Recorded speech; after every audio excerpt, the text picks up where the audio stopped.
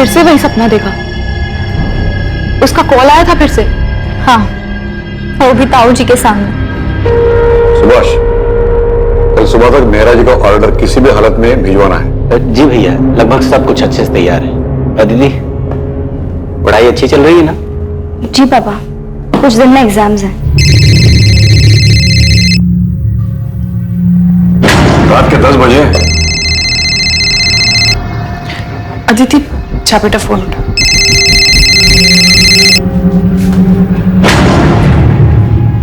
Hello hello.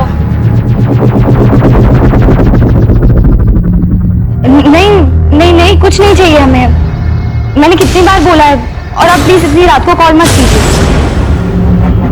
Aditi, 1 महीना हो गया है अब। हर बार नए नए लैंडलाइन नंबर से कॉल्स आ रही हैं। और कितने नंबर ब्लॉक करेगी यार तू? लेकिन सिया, लेकिन क्या अदिति, शक्ल देख अपनी, हवाइयां उड़ी हुई हैं, रात को चैन से सो तक नहीं पाती है। ऐसा कब तक चलेगा यार? किसी और से नहीं तो एटलीस्ट अपने पापा से तो शेयर कर। हाँ बिल्कुल, ताकि वो सीधा जाकर ताऊ जी को बता दे, और फिर मेरी पढ़ाई, कॉलेज सब बंद। तो ताई जी को ही बता देना। नहीं बता सकती यार सिया। ताई जी और पापा को कोई बात पता हो और वो ताऊ जी को जाकर ना बताएं, ऐसा हो ही नहीं सकता। घर पे एक सामान यहाँ से वहां नहीं होता उनकी मर्जी के बिना। तो समझ नहीं रही यार, ये कमीना कॉलर हो कौन सकता है? मैं बता रही हूँ अदिति, ये कॉलेज का ही कोई लड़का है। सॉरी। क्या यार प्रतीक, 4 आंखें दी उसके बाद भी देख के नहीं चल सकता? I am sorry Aditi. Siya, it's okay Prateek, चुप कर सिया। क्यों डांट रही थी बेचारे को? शेक्सपियर ने कहा है, we know what we are and know not what we may be. मतलब हम खुद को जानते तो हैं, मगर पहचानते नहीं। वक्त और हालात उसे उसकी पहचान देते हैं, क्योंकि हालात की आंधी इंसान के इस बनावटी मुखौटे को उठा देती और उसे खुद से रूबरू कराती। अरे क्लास का समय हो गया, बाकी का ड्रामा क्लास में। चले अदिति, तुमने अभी तक अपना असाइनमेंट सबमिट नहीं किया? सर वो तुमने आज तक कभी लेट सबमिशन नहीं किया और इस बार तुम 4 दिन लेट हो। क्या हुआ, कोई प्रॉब्लम है? हाँ सर, एक्चुअली प्रॉब्लम तो है। नहीं सर, कोई प्रॉब्लम नहीं है। मैं 2 दिन में अपना असाइनमेंट सबमिट कर दूंगी। आर यू श्योर कोई प्रॉब्लम नहीं है? नहीं सर, कोई प्रॉब्लम नहीं है। Sorry for the delay. Okay.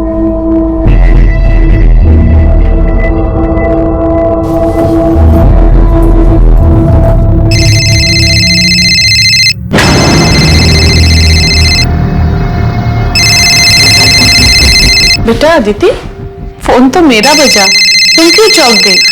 लाओ दो फोन। हेलो, हाँ पार्सल भिजवा दीजिए। हाँ ठीक है, चलेगा। बेटा अदिति, ठीक है ना? हाँ ताई जी, मुझे क्या होना था? तेरे ताऊ जी और मैंने तेरी माँ से प्रॉमिस किया था, उन्हें वचन दिया था कि हम तेरा ख्याल रखेंगे। मैं तेरे साथ हमेशा हूं। बस 3 साल पहले इस घर में जो गलती हुई थी वो तुम मत दोहराना। नहीं ताई जी, मैं ऐसा कुछ नहीं करूंगी।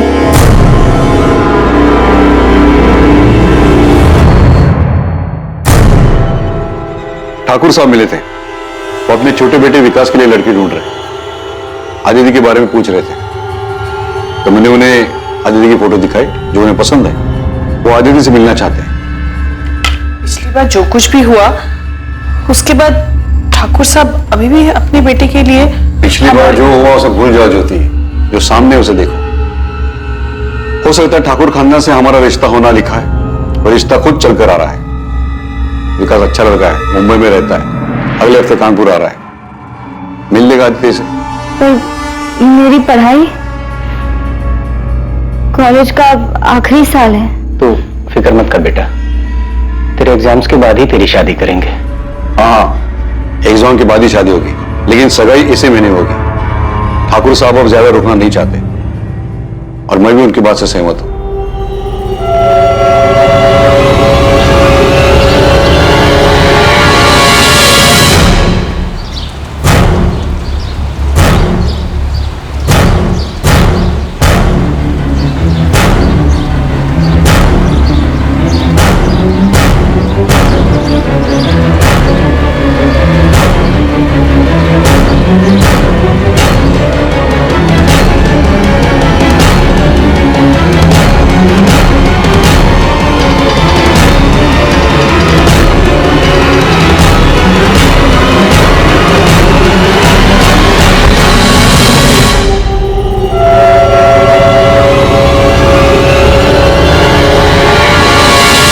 जानती तो है, ताऊजी के साथ कोई बहस नहीं कर सकता। उन्होंने कहा है तो शादी होकर रहेगी। मैं तुम्हारी जगह होती तो भाग जाती। ये सब कहना आसान है, और वैसे भी किस्मत में जो लिखा है वो उससे कौन भाग सकता है। प्रतीक, यहाँ क्या कर रहे हो? सर वो नोटिस। ये नोटिस 1 महीना पुराना है, आप पढ़ रहे हो उसे? तो वो मैंने देखा नहीं था, चलता हूँ सर मैं।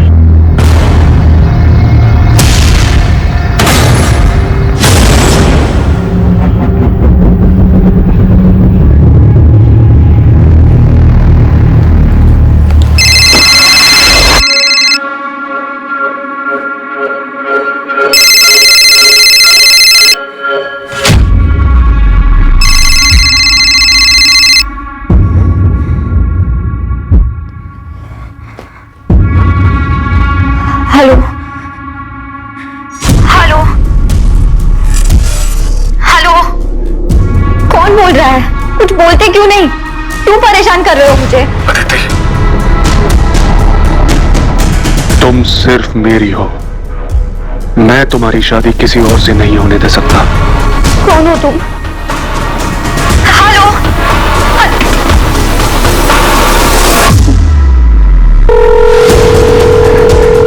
हेलो, हाँ अभी फिर से फोन आया था। इस बार धमकी दे रहा था कि किसी और से शादी नहीं करने देगा। अब बहुत हो गया, इस बार कुछ ना कुछ तो करना ही पड़ता। मैं बाद में बात करती हूँ, बाय।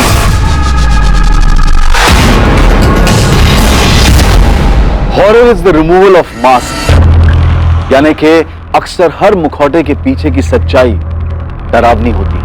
और यह बात काफी हद तक सच है, क्योंकि ज्यादातर लोगों की असल शख्सियत, उनकी मंशा, उनके ऊपरी चेहरे एक मुखौटे के पीछे छिपे रहते हैं। प्लान कॉल्स करना, किसी का पीछा करना, गुमनाम संदेशे भेजना, ये सभी अलग अलग तरीके हैं किसी को परेशान करने के, जिनका इस्तेमाल सिर्फ कायर लोग करते हैं, क्योंकि वो सबके सामने अपना असल चेहरा दिखाने से डरते हैं। 22 वर्षीय अदिति रावत भी पिछले 1 महीने से ऐसी ही परेशानी से गुजर रही थी, और काफी दिनों तक नजरअंदाज करने के बाद उस दिन अदिति ने आखिरकार मदद मांगने का फैसला किया।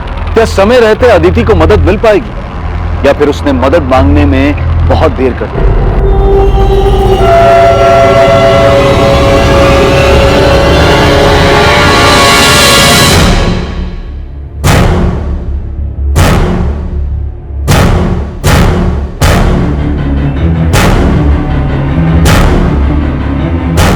ताई जी, मैं चलती हूँ। ठीक है बेटा, संभल के जाना। बाय। बाय।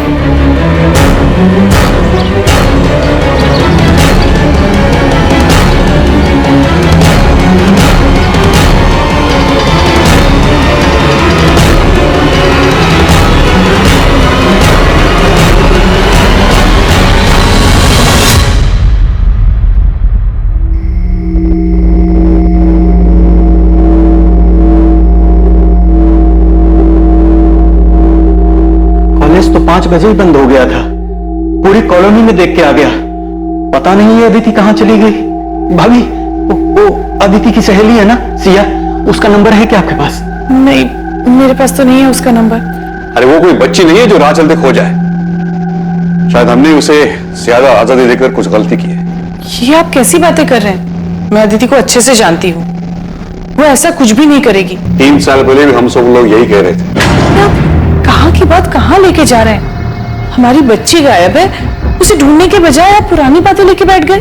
मुझे लगता है हमें पुलिस के पास जाना चाहिए। सुभाष, इतने जल्दी में फैसला लेना ठीक नहीं है, सुबह तक रुकते। पुलिस के पास जाएंगे तो बात बढ़ेगी। पर भैया सुबह तक हम पता नहीं सर, अदिति कहाँ है और उसका फोन भी ऑफ जा रहा है। अगर तुम्हें मिले तो बोलना मैंने बुलाया है। उसने अभी भी अपना असाइनमेंट सबमिट नहीं किया है। किसी के साथ किसी तरह के झगड़े का सवाल ही नहीं है। हम तो गारमेंट मैन्युफैक्चरर है, सीधा साधा कारोबार है। आप लोगों के पास अदिति के किसी दोस्त का नंबर कैसे नहीं? कभी जरूरत ही नहीं पड़ी सर।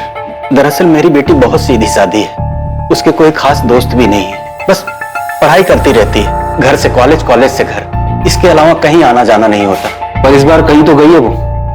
वैसे वो कॉलेज कैसे आते जाती थी? मतलब खुद की गाड़ी थी? नहीं सर, ऑटो से आती जाती थी।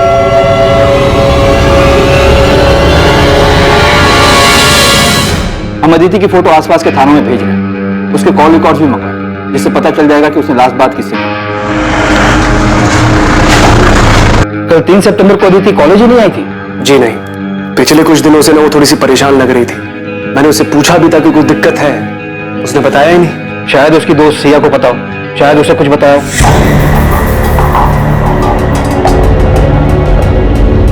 सिया, अदिति कल से मिसिंग है। अगर तुम इसके बारे में कुछ भी जानती हो तो बेझिझक होकर इंस्पेक्टर साहब को बताओ। सर, अदिति को पिछले 1 महीने से ब्लैंक कॉल्स आ रहे थे। क्या? हाँ सर, और उसने इस बारे में अपने घर पे किसी को कुछ भी नहीं बताया था, क्योंकि उसके घर वाले बहुत पुराने ख्यालात के हैं। पर सिया, जब मैंने तुम लोगों से पूछा था कि ऐसी कोई दिक्कत है तो कम से कम मुझे तो बताना चाहिए था ना। सिया, कोई अंदाजा ऐसा कौन कर सकता है? कॉलेज का कोई हो सकता है? हाँ सर, मुझे भी ऐसा ही लगता है।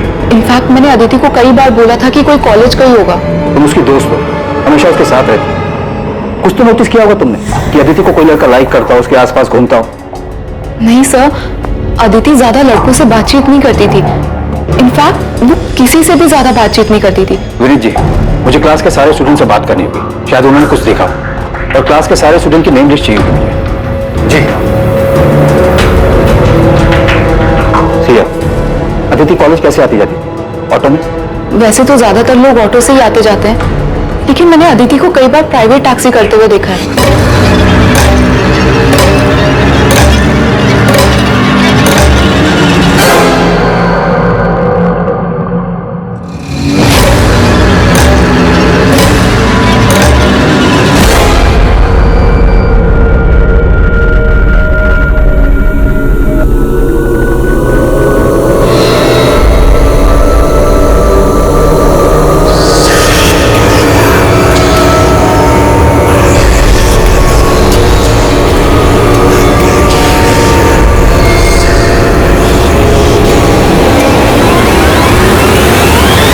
कोई उसे कॉल करके तंग कर रहा था तो उसे हमें बताना चाहिए था।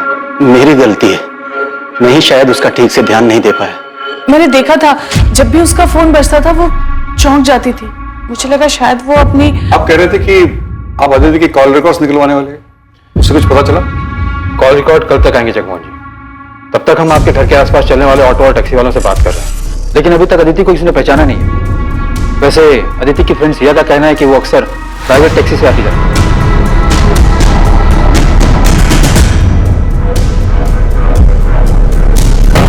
अब वो टैक्सी से जाए ऑटो से क्या फर्क पड़ता है? फर्क पड़ता है, और इस बात से भी फर्क पड़ता है कि आप लोगों को उसके दोस्तों के बारे में कुछ पता नहीं, और ये भी नहीं पता कि वो कॉलेज कैसे आती जाती है।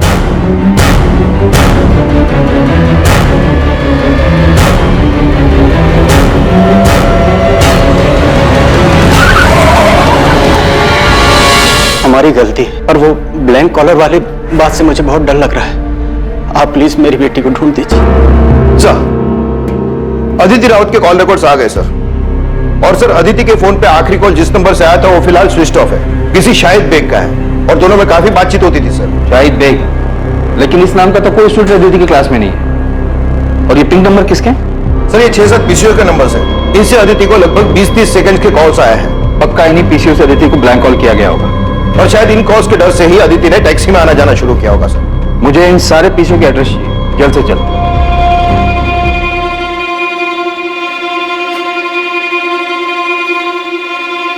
सुभाष, मैं जानता हूं तुम पर क्या बीत रही है।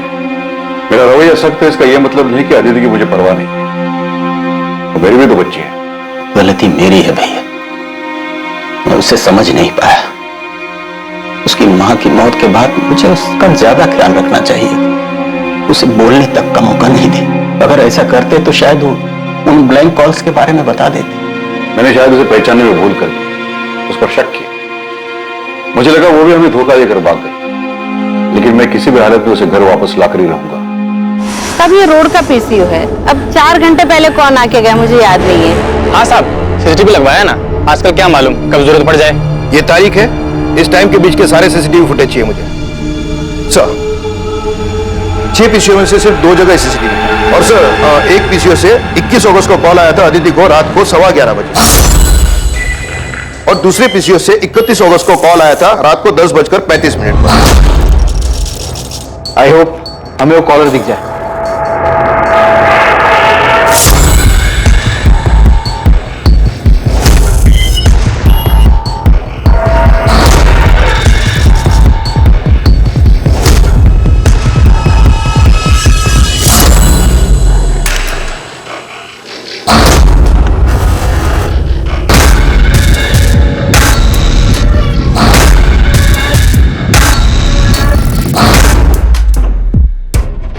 पूरे फुटेज में शक्ल तो नजर ही नहीं आई, सिर्फ पीठ नजर आ रहा है। काफी शातिर मालूम पड़ता है, कैप पहन कर आया था। जी सर। हाँ सर, मैं अभी आती हूँ। ध्यान से देखना सिया, चेहरा नहीं दिख रहा है और शायद बॉडी लैंग्वेज से तुम पहचान जाओ।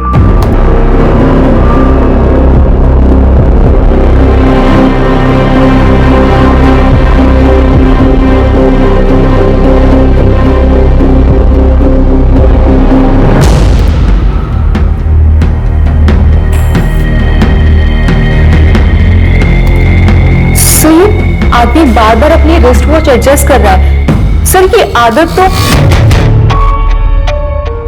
सर ये आदत हमारे प्रोफेसर विनीत की है। मैं कॉलेज का प्रोफेसर हूं, कोई सड़क छाप रोमियो नहीं हूं। आपको क्या लगता है मैं एक लड़की को ऐसे परेशान करूंगा? सर आप लोग गलत कर रहे हैं, मैंने कुछ भी नहीं किया, फिर आप मुझे कैसे लेकर आ सकते हैं? तुम्हारे फोन की लोकेशन डिटेल्स देखे हमने। अदिति को जिस पीसीओ से जिस टाइम पर ब्लैंक कॉल किया गया, उसी जगह उसी टाइम तुम्हारा फोन भी मौजूद था। सर ऐसा हो ही नहीं सकता, मैं हमेशा अपना फोन घर पे। मैकबेथ अपने राजा के प्रति बहुत वफादार, पर लेडी मैकबेथ के कहने पर उसके मन में भी राजा बनने के ख्वाब जाग गए। फिर क्या था, उसके एक वफादार मुलाजिम होने का मुखौटा गिर गया और खुद अपने हाथों से उसने अपने राजा को मार डाला। अब सोचने वाली बात यह है कि शायद मैकबेथ को यह खुद नहीं पता था कि उसके वफादारी के मुखौटे के पीछे एक दगाबाज शख्स है। इंसानी फितरत का कोई भरोसा नहीं होता, कभी कभी चेहरे के पीछे की असलियत बहुत भयानक होती है।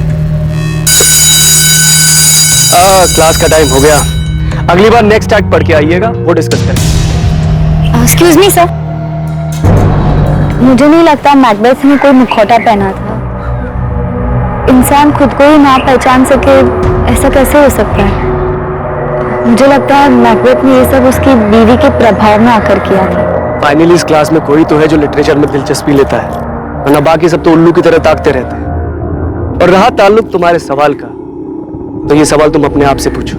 पिछले 1 साल में पहली बार तुमने मुझसे आके कोई सवाल किया है। क्या तुमने कभी ये सोचा था कि तुम सामने से आकर मुझसे शेक्सपियर डिस्कस करोगी? शायद ऐसी भी कोई अतिथि है जिसे हम क्या तुम खुद नहीं जानते। वो बहुत शांत स्वभाव की थी, बाकियों से बिल्कुल अलग। मैं उसे करीब से पढ़ना चाहता था, जानना चाहता था।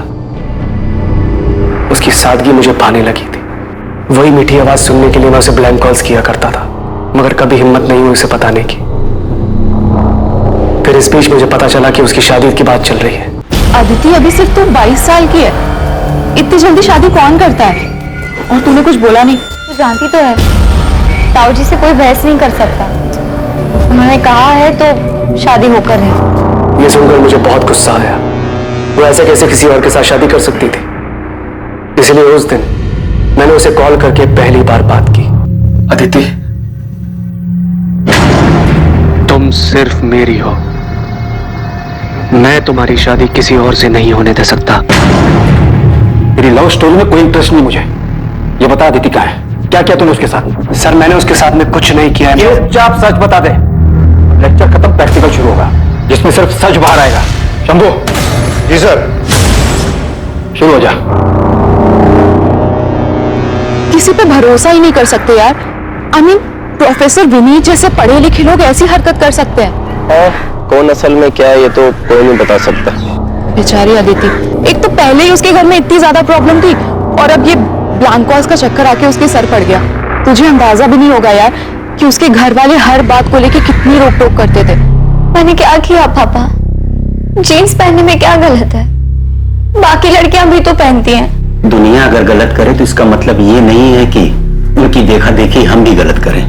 तो जानती है ना ताऊ जी को, उन्हें ये सब पसंद नहीं है। और आपको पापा?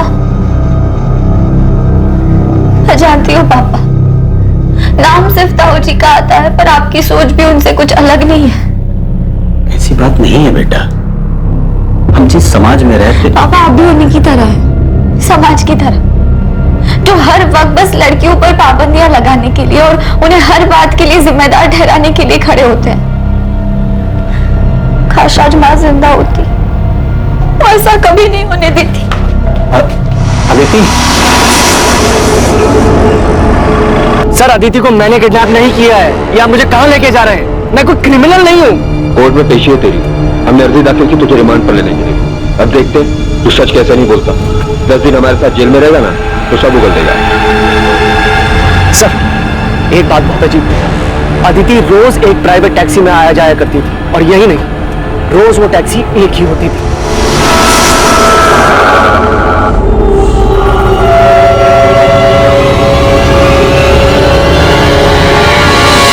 प्राइवेट टैक्सी, मालिक सबका एक है।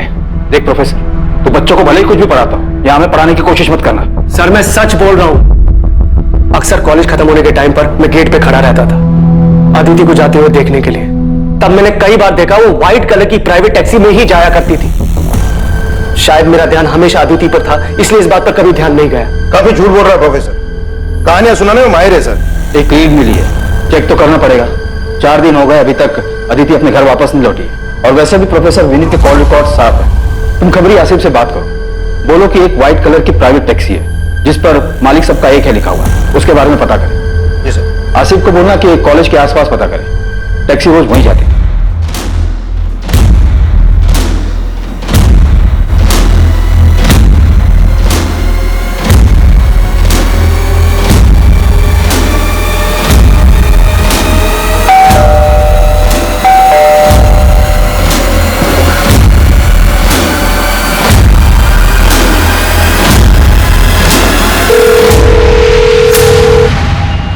हेलो, आप कहाँ हैं?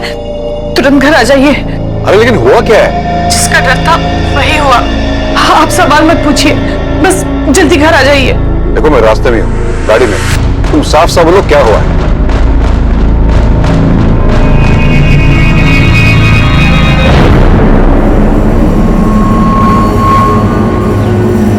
सर ये गंगा शंकर टैक्सी मालिक। पर ये टैक्सी मेरी है, लेकिन मैं इसे किराए पर देता हूँ। इसका ड्राइवर शाहिद बेग। शाहिद बेग? कहाँ मिलेगा ये शाहिद बेग? अब ये तो पता नहीं, 3 सितंबर को आया था यहाँ, टैक्सी की चाबी वापस कर रहे हैं हमेशा के लिए। सेठ जी आपकी चाबी। ऐसा अचानक क्या हुआ? कोई दिक्कत है? नहीं सेठ जी, मैं सब कुछ और करना चाहता हूँ, यहाँ से दूर। दूर मतलब अपने गांव जा रहे हो? नहीं, मुंबई। ये बोलकर वो चला गया और उसके बाद मेरी उससे कोई बातचीत नहीं हुई सर। शाहिद का कोई एड्रेस है आपके पास? शायद वहां से कुछ पता चले। हाँ, शायद जिस बस्ती में रहता है वहां का एड्रेस है मेरे पास। सर, अदिति के फोन पे आखिरी कॉल किसी शाहिद बेग का ही था। ये वही होगा, नंबर क्रॉस चेक करो। अदिति और शाहिद में देर रात तक लंबी बातें होती थी, पर यह समझ में नहीं आ रहा है कि अदिति एक टैक्सी ड्राइवर से इतनी क्यों बात करेगी। सब ये रहा शाहिद का पता हुआ, उसका फोन नंबर।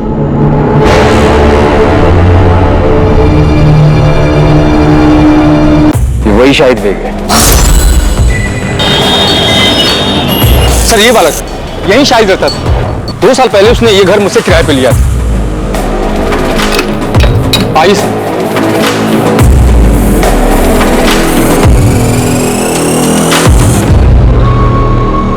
शाहिद ने कमरा कब खाली किया? 3 सितंबर को? हाँ साहब, उसी दिन किया था। कुछ बताया था उसने? कहाँ जा रहा है? जमुना भाई इस बार दुबई जा रहा हूँ किस्मत आजमाने। ये चल क्या रहा है शाहिद के दिमाग में? सबको अलग अलग जगह बताकर खुद गायब हो गए। अदिति हमेशा शाहिद की टैक्सी से आती जाती थी और शाहिद ने अपनी टैक्सी 3 सितंबर को वापस की, और उसी दिन से अदिति और शाहिद दोनों गायब हैं। ये महज इत्तेफाक तो नहीं हो सकता। सर यहाँ तो कुछ और ही खिचड़ी पक रही है। ये शाहिद की पड़ोसन बता रही थी कि शाहिद के घर पे किसी लड़की का रेगुलर आना जाना था। हाँ साहब, ये तो वही लड़की है जो शाहिद के घर पे आती थी।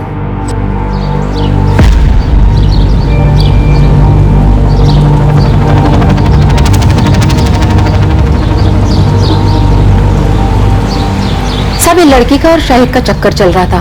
पर साहब एक बात बोलूं, ये दोनों साथ में बहुत खुश दिखते थे, और ये लड़की तो शाहिद को बहुत प्यार करती थी साहब। खुशी खुशी उसके घर का सारा काम कर लिया करती थी।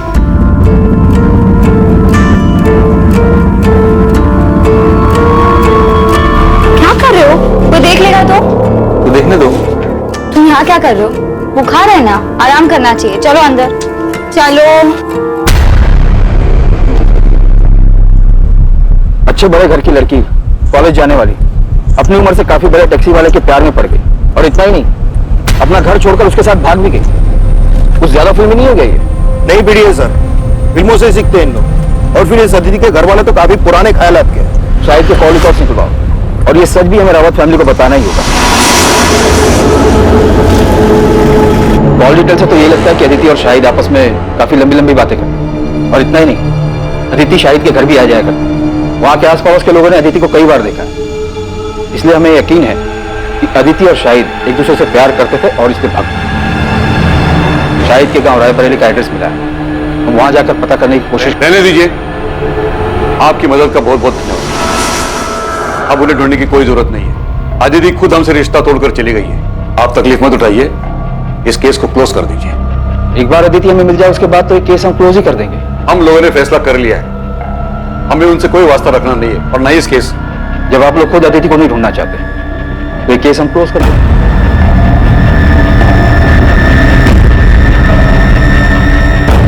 अदिति का मिसिंग केस अचानक ही एक अनदेखे मोड़ पर आकर थम गया।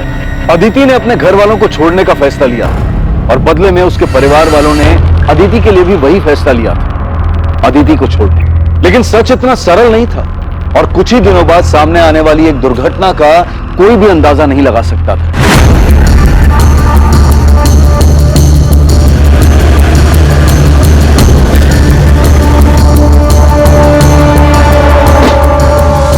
सर इस तरफ आइए, दिखाता हूं आपको।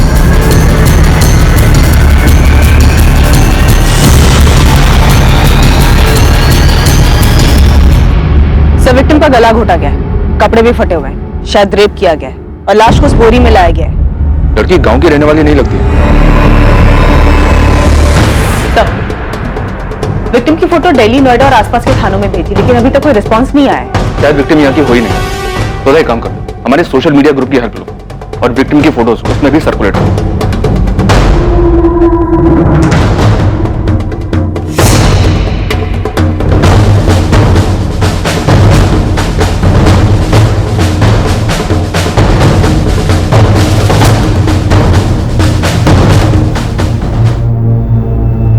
सोनाली, अरे कहाँ हो भाई, लेट हो रहा है यार, मुझे जल्दी लाओ। हाँ बस 5 मिनट, आपका टिफिन रेडी है।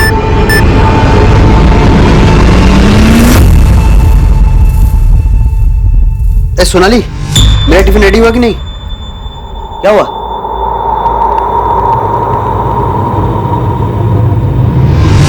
डेथ गला दबाने की वजह से हुई है। रेप?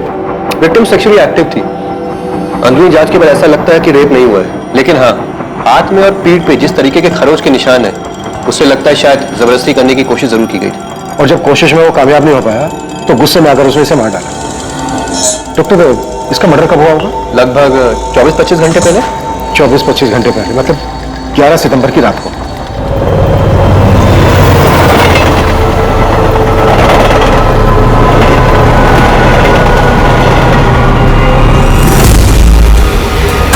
ऐसे नहीं, ऐसे बना, ठीक है? आजा। बस करो भी बतख जैसे मुंह बनाना। ये कपड़े पहन ले सोनाली, तेरे पापा आते ही होंगे। आप आओ, हमारे फोटो खींचो। अरे मैं कहाँ? बैठो यहाँ बैठ। अरे मुझे नहीं आता ये सब। जी, हमारी फोटोज ही नहीं है साथ में। देखो सिर्फ आपको बस ऐसे करना। कैसे? ऐसे, ठीक है? आओ।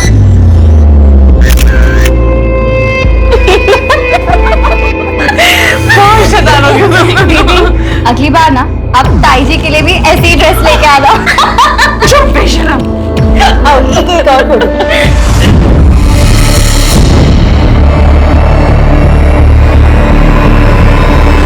ये मेरे चाचा जी सुभाष रावत की बेटी है सर। हमारा घर कानपुर में है। अदिति वहीं रहती थी। आपने अपनी फैमिली को इन्फॉर्म कर दिया? नहीं सर, हिम्मत नहीं उन्हें फोन करने की। पिछले 3 सालों से कोई बातचीत नहीं है हम लोगों के बीच में, क्योंकि मैंने भागकर भानु से शादी की थी। वो आखिरी बार था जब मैंने उसे देखा था। आप हमें अपना कानपुर का एड्रेस दे दीजिए और अपने घर वालों के फोन नंबर्स, हम इन्फॉर्म कर देंगे।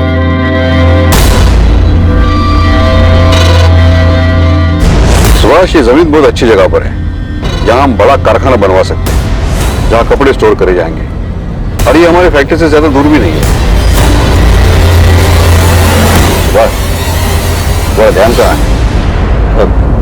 भैया वो नहीं, वो बस दिल पर अच्छे बुरे का बोझ मत रखो। हमने कुछ गलत नहीं किया है। जो भी कुछ हुआ है उसके लिए अदिति खुद जिम्मेदार है। इसके बारे में बात करना भी फिजूल है। जो हुआ उसे भूल जाए। सोनाली ने जो नंबर दिया था उस नंबर पर रिंग तो जा रही है पर कोई फोन उठा नहीं रहा है। असल मैंने कानपुर पुलिस स्टेशन के पीएसआई अजय माथुर जी से बात की। अदिति की मिसिंग कंप्लेंट वही हैंडल कर रहे थे। 4 सितंबर को मिसिंग कंप्लेंट फाइल की गई थी। हाँ, अदिति रावत, उसके मिसिंग कंप्लेंट की इन्वेस्टिगेशन मैंने की थी, अभी कुछ दिन पहले की बात है। हाँ, एक टैक्सी ड्राइवर था शाहिद बेग नाम का, अफेयर था दोनों का, उसी के साथ चली गई। हम उन दोनों को ढूंढने में आगे बढ़ ही रहे थे कि अदिति की फैमिली ने केस क्लोज करने के लिए बोल दिया।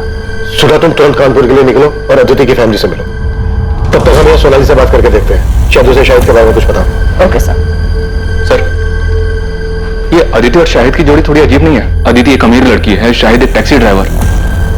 सोचने वाली बात यह कि इन दोनों का मेल हुआ कैसे? आखिर अदिति को शाहिद से प्यार कैसे हुआ? उन दोनों में आखिर क्या मेल हो सकता था? इंसान के मन मंशा की कोई वजह नहीं होती। इस प्रेम कहानी में भी कुछ ऐसा ही हुआ था।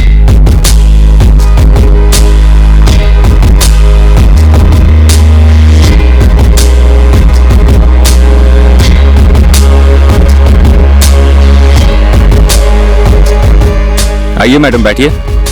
नहीं, आप जाइए, मैं ऑटो ले लूंगी। मैडम, आप ऑटो का किराया दे देना। बहुत देर से देख रहा हूँ, दूर दूर तक कोई ऑटो नहीं है। आप ऐसे ही धूप में खड़ी हैं। आपको भी ऑटो का इंतजार नहीं करना पड़ेगा और मुझे भी सवारी मिल जाएगी। बैठिए ना।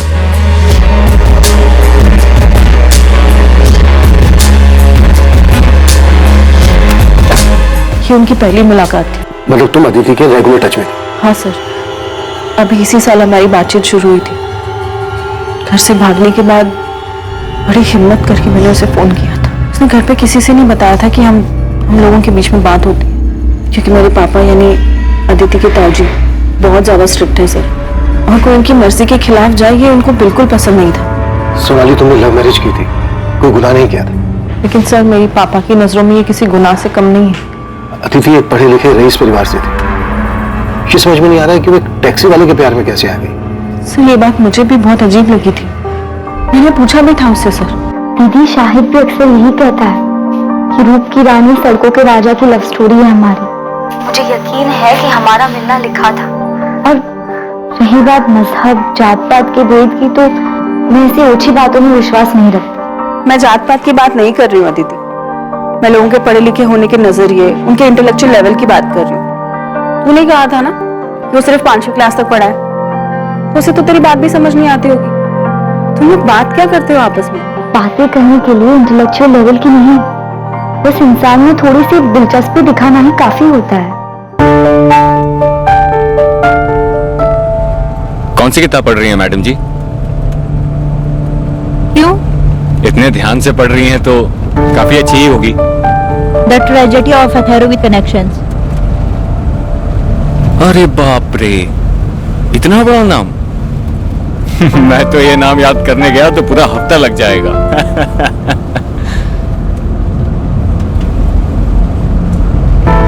मुझे भी किताबें पढ़ने का शौक था बचपन में, लेकिन वो अरमान कभी हकीकत नहीं बन पाया। क्यों? अब्बा का इंतकाल हो गया था बचपन में। इससे पहले कि कुछ समझ पाता, कंधे से स्कूल बस्ता हटाकर सर पे बोझ डाल दिया गया। घर चलाने के लिए अम्मी की मदद करनी थी, तो तब से लेकर अभी तक वही करता चला आ रहा हूँ। मतलब उसने तुझे अपनी दुख भरी कहानी सुनाई और तेरा दिल पिघल गया? मैंने उस पर तरस खाकर उसे पसंद नहीं किया है, बल्कि उसके आने से मुझे पहली बार कोई ऐसा मिला जो बिना किसी मतलब के, बिना किसी उम्मीद के मुझ में दिलचस्पी दिखा रहा है, जो मुझे वक्त देना चाहता है, मुझे सुनना चाहता है। और दीदी आपको पता है, शाहिद बहुत ही जिंदा दिल इंसान है। ना कुछ हुआ है उसके साथ, मगर फिर भी हंसता रहता है और हमेशा मुझे हंसाने में लगा रहता है।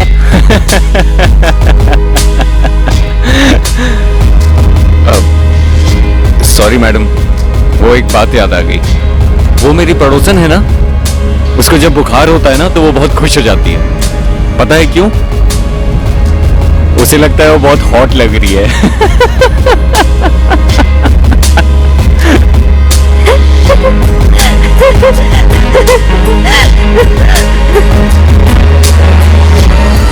टैक्सी में आते जाते दोनों के बीच प्यार हो गया, तो बात यहाँ तक आगे बढ़ गई कि दोनों ने भागकर शादी कर ली। सर यही बात मुझे भी परेशान कर रही थी। और मुझे नहीं लगा था वो घर से भागकर शाहिद से शादी कर लेगी। क्यों? ऐसा क्या हुआ?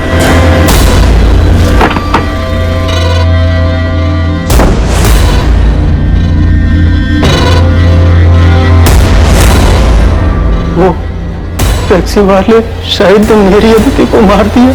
इन्वेस्टिगेशन चल रही है सुभाष जी, लेकिन एक और पॉसिबिलिटी ये है कि शायद शाहिद को भी मार दिया गया होगा। लेकिन मुझे पूरा यकीन है कि उसी कमीने ने आदित्य को मारा होगा। मैंने उसे तभी पहचान लिया था जब वो दोनों शादी करके यहाँ आए थे हमारे पास। क्या आप लोग पहले से जानते थे कि उन दोनों ने शादी कर ली थी? शाहिद पहले से शादीशुदा था, तो फिर अदिति उसके साथ भागी क्या? सर यही बात तो मुझे समझ नहीं आ रही है। अदिति ने कहा था कि शाहिद ने उसके साथ धोखा किया है। शाहिद ने मुझे धोखा दिया है दीदी, मैं उसके लिए सब कुछ छोड़ने को तैयार थी, उसने मुझे अंधेरे में रखा। छोड़ो, काम करने दो। सारा सामान यहाँ वहाँ फेंक कर रखा है, इसीलिए बीमार पड़े थे तुम। हाँ तो ये बीमारी की तो मेहरबानी है जो तुम मेरे गरीब खाने में आई। हाँ बस हाँ, अब ठीक से सफाई करने दो। ठीक से साफ सफाई नहीं होगी तो वापस बीमार पड़ जाओगे।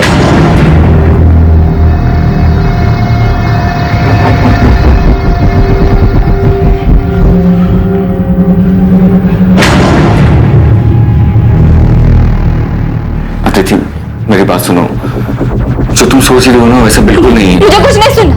मैंने पहली बार किसी पर भरोसा किया, दिल से सच्चा प्यार किया, और तुमने बदले में मुझे क्या दिया? तुमने मेरा भरोसा तोड़ दिया। अदिति सुनो मेरी बात सुनो। अदिति अदिति पिछले 1 महीने से मेरी अदिति से बात नहीं हो पाई थी सर, इसीलिए इस सब के बाद उन दोनों के बीच क्या हुआ मुझे नहीं पता सर।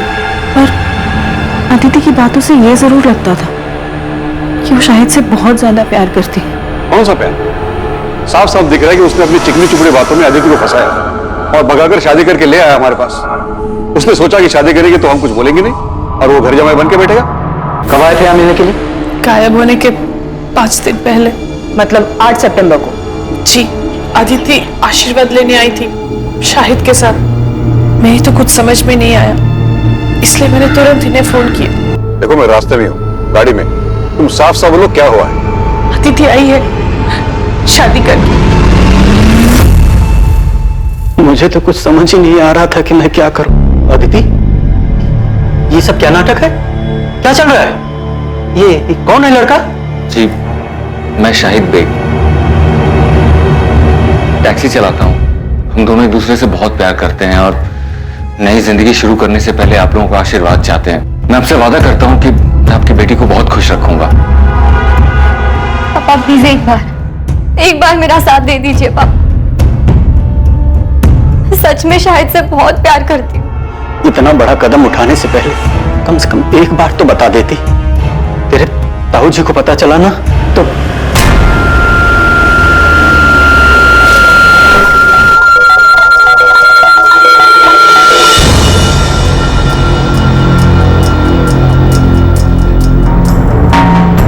सुभाष, इनसे कह दे यहां से चले जाए। मैं कहता हूं चले जाओ यहां से। हम समझ लेंगे कि तू भी सोनाली की तरह मर गई हमारे लिए। लेकिन याद रखना, जो लोग बुजुर्गों का दिल दुखा के खुशियां ढूंढते हैं ना, जिंदगी उन्हें कभी खुश नहीं रखती। आपने तो हमें कुछ नहीं बताया, सीधे कहा कि केस क्लोज कर दो। हाँ तो और क्या कहते हैं? लेकिन शाहिद और अदिति तो एक दूसरे से प्यार करते थे ना, तो फिर शाहिद अदिति को क्यों मारेगा? अदिति अपने साथ अपने सारे गहने और कुछ कैश लेकर भागी थी, जिसका पता हमें कुछ दिनों बाद चला। गहनों की कीमत ही लगभग 10-15 लाख होगी। शाहिद को सिर्फ पैसे से मतलब था। उसने 10-15 लाख का मुनाफा देखा और मार दिया अदिति को। अदिति के घर वालों को शाहिद पे शक है, देखने से तो ऐसे ही लगता है। शाहिद पहले से शादीशुदा था, अदिति ने शाहिद से शादी की जिद की होगी तो शाहिद को मजबूरन अदिति से शादी करनी पड़ी। लेकिन सुधा, हम ये नहीं जानते कि खुद शाहिद सही सलामत है भी या नहीं। ऐसा ना हो कि उसकी लाश भी कहीं जंगल में ही पड़ी हो सकता है कि अदिति के परिवार वालों ने दोनों को मरवा दिया। आपको ऐसा क्यों लगता है सर? ऐसा हमें नहीं, अदिति के ताऊ जगमोहन की सगी बेटी सोनाली को लगता है, क्योंकि उसके साथ भी कुछ ऐसा ही हुआ था। सर, जब मैं और सोनाली घर से भागे थे तब इनके पापा ने हमारे पीछे गुंडे भी भिजवाए थे। गुंडे? यस सर, वो तो हमारी किस्मत अच्छी थी कि हम उनके हाथ में नहीं आए और हम शहर से बाहर भाग गए। सोनाली, तुम्हें सच में ऐसा लगता है कि तुम्हारे पापा अदिति को चोट पहुंचा सकते हैं? यकीन से तो नहीं कह सकती हूँ, लेकिन कल को अगर ऐसी कोई बात सामने आती है तो मुझे हैरानी नहीं होगी सर। और इतना बता सकती हूँ सर कि खानदान की इज्जत और खानदान के बच्चों के बीच अगर किसी दिन किसी मोड़ पे मेरे पापा को किसी एक चीज को चुनना होगा तो वो आंख बंद करके खानदान की इज्जत को ही चुनेंगे सर।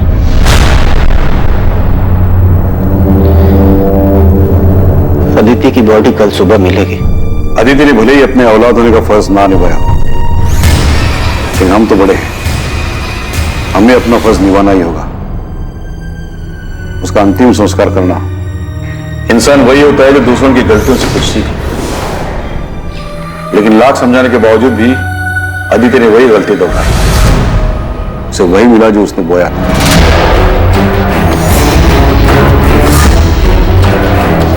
अब आप उसे क्यों कोस रहे हैं? वो तो जिंदा भी नहीं है। जिंदा नहीं है क्योंकि उसने परिवार और इज्जत को छोड़कर एक मक्कार का हाथ थामा था।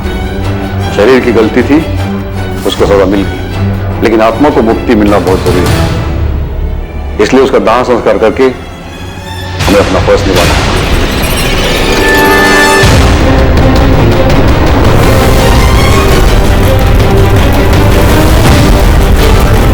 हमें सबसे पहले ये पता लगाना है कि इस वक्त शाहिद कहाँ है। सबके पीछे उसी का हाथ है या फिर वो खुद एक विक्टिम? सर, जहां अदिति की लाश मिली उसी जंगल वाले एरिया में हम लोग शाहिद की डेड बॉडी को भी सर्च करें। शायद कोई जंगली जानवर उसे अंदर खींच कर ले गया। अगर खुद शाहिद मर चुका है तो फिर साफ साफ ये ऑनर किलिंग का केस बनता है, और ये काम अदिति के ताऊ जगमोहन और उसके पिता सुभाष का हो सकता है। शक इसलिए भी हो रहा है क्योंकि जगमोहन की बेटी सोनाली को भी अपने पिता पर भरोसा नहीं है। वैसे इन लोगों के अलावा और किसका काम हो सकता है? प्रोफेसर विनी, कानपुर के पीएसआई अजय माथुर बता रहे थे इस प्रोफेसर के बारे में। फाइनली इस क्लास में कोई तो है जो लिटरेचर में दिलचस्पी लेता है, वरना बाकी सब तो उल्लू की तरह ताकते रहते। अदिति से एक तरफा प्यार किया करता था, ब्लैंक कॉल भी किया करता था, यहाँ तक कि उसने धमकी भी दी थी अदिति को किसी और से शादी ना करने की। और जब कॉलेज वालों को इसके बारे में पता चला तो उसे कॉलेज से निकाल दिया गया। इस वक्त कहाँ है विनी? माथुर साहब बता रहे थे कि कॉलेज से निकाले जाने के बाद वो अपने घर में ही बंद। क्या करता बेचारा ओथेलो? प्यार में जलन होना स्वाभाविक है। वो अपने प्यार को किसी और के साथ नहीं देख सकता था, इसलिए उसने खुद उसको।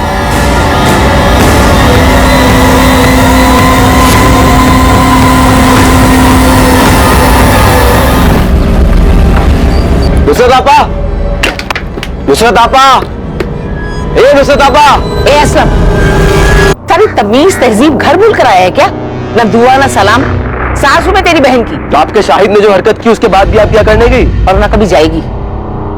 तू कर क्या रहे यहाँ? आपा को घर ले जाने आया हूँ। कोशिश करके तो देख।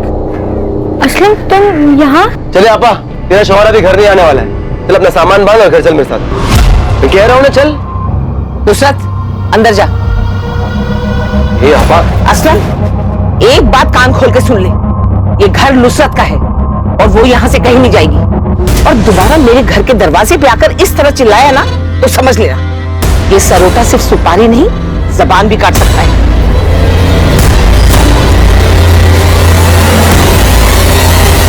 जंगल का एक भी कोना छूटा नहीं चाहिए। अंदर तक छान मारो। शायद अगर मर चुका है तो उसकी लाश यहीं कहीं जंगल में होनी चाहिए। मुझे रावत फैमिली कुछ ठीक नहीं लगती। अदिति के गायब होने के कुछ दिन बाद जब हमें अदिति और शाहिद के बारे में पता चला तो इन लोगों ने केस क्लोज करने के लिए बोल दिया। इनफैक्ट इस बात का जिक्र भी नहीं किया कि अदिति और शाहिद शादी करने के बाद उनके घर आए, और अब जब अदिति की डेड बॉडी मिली है तब इन लोगों ने बताया कि वो दोनों घर आए थे। मतलब आपको लग रहा है कि? हाँ, शक है। उस दिन शायद मामला हद से ज्यादा बिगड़ गया हो, कहासुनी भी हुई हो। वैसे भी अदिति की फैमिली काफी कट्टर ख्यालत की, खासकर उसके ताऊजी जगमोहन रावत।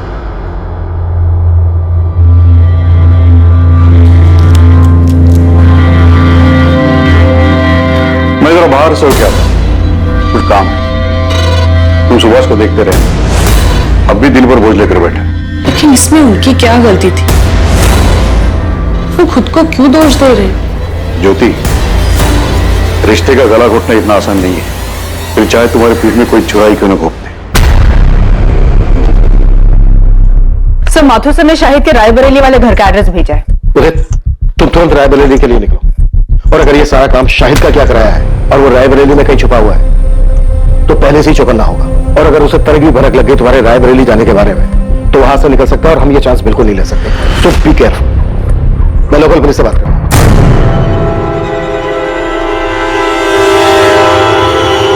अम्मी, आप मानिए या ना मानिए, लेकिन सच यही है कि आपकी जिद की वजह से मैंने नुसरत से निकाह किया।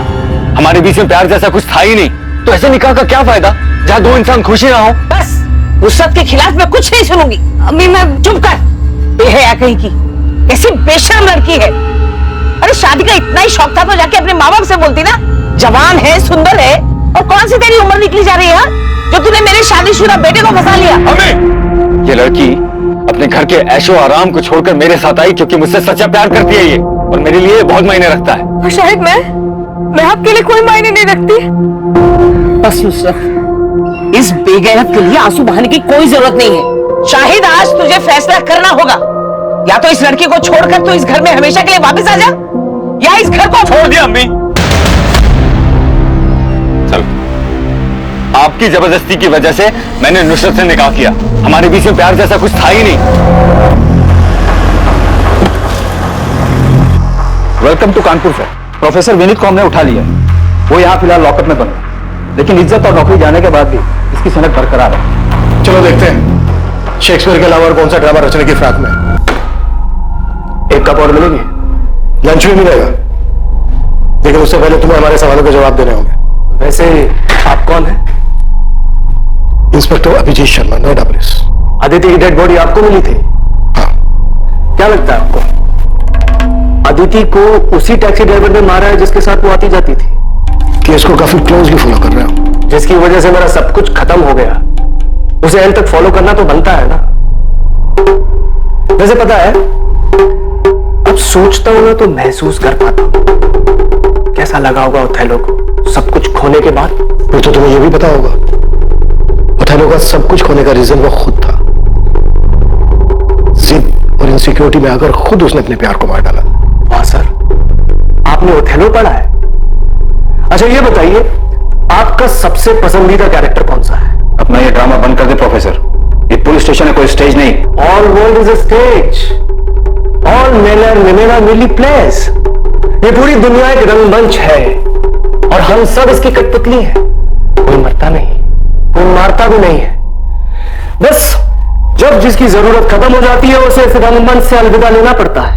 अदिति शाहिद से प्यार करती थी, भाग गई थी उसके साथ। ये जानने के बाद अपनी जिंदगी में तुम्हें उसकी जरूरत तो नहीं होगी, तो क्या तुमने उन दोनों की जिंदगी को रंगमंच से अलविदा कर दिया? शाहिद उस लड़की अदिति को लेकर यहाँ आया था, लेकिन मैंने उन्हें दरवाजे से ही लौटा दिया, घर के अंदर भी नहीं लिए। उसके बाद दोनों कहाँ गए मुझे नहीं पता। ये कौन है? ये असलम है, नुसरत का भाई। ठीक है, फिर भी हमें आपके घर की तलाशी लेनी होगी। देखिए सर, शाहिद घर पर नहीं, और पूरा गांव जानता है कि रुखसार कभी झूठ नहीं बोलती। उसके बाद भी अगर आपको अंदर जाना है तो वारंट लाइए। देखिए रुखसार जी, मामला बहुत संगीन है। नोएडा के जंगल में अदिति की लाश मिली हमें। सिर्फ अदिति की लाश मिली, शाहिद की नहीं? क्यों, मिलनी चाहिए थी। असलम, क्या बकवास कर रहे हो? अरे मैं तो सिर्फ ऐसे ही पूछ रहा हूँ, वो दोनों साथ में गए थे इसलिए। साहब, शाहिद कहाँ है? हम वही तो पता लगाने की कोशिश कर रहे हैं। अब या तो शायद अदिति को मार के गायब हुआ है, या फिर शायद वो खुद भी जिंदा नहीं है। अदिति की शादी की बात सुनकर धमकी दी थी तुमने उसे कि वो सिर्फ तुम्हारी है, लेकिन फिर जब तुम्हें पता चला कि अदिति पहले से ही एक मामूली से टैक्सी ड्राइवर शाहिद से शादी कर चुकी है, तो बहुत गुस्सा आया होगा तुम्हें, बहुत चोट पहुंची हो, क्योंकि एक मामूली सा टैक्सी ड्राइवर तुम्हारी जगह जो ले चुका था।